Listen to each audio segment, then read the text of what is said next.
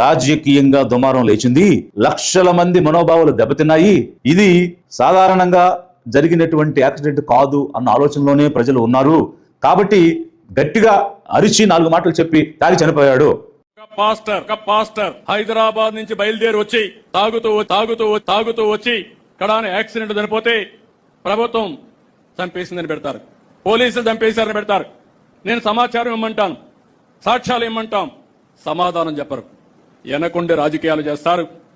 ఇలాంటి నీతి మాలిన రాజకీయాలు చేస్తే రాజకీయ ముసుగు తీసి నేరస్తులుగానే ట్రీట్ చేస్తామని మరొకసారి మీ అందరికి విజ్ఞప్తి చేస్తున్నా. తాగి యాక్సిడెంట్ చేసుకున్నాడు అని ఒక జడ్జిమెంట్ ఇచ్చేస్తే జనం కన్విన్స్ అయిపోతారు అని అనుకుని మరి గౌరవనీయులు చెప్పారా, లేకపోతే ఏ రాజకీయ ఆలోచనతో ఎదురుదాడి చేస్తున్నారో మాకైతే అర్థం కాలేదు. కానీ తాగడం వల్ల చనిపోయాడని చెప్తారు. పోస్ట్ మార్టం రిపోర్ట్స్ లో ఎక్కడైనా ఏం చెప్తారనంటే asphyxia, cardiac arrest, brain dead, అంటే ఏ రీజన్ వల్ల ప్రాణం పోయింది అని చెప్తారు. కానీ తాగితే ప్రాణం పోయిందని పోస్ట్ మార్టం రిపోర్ట్స్ లో రాయరు.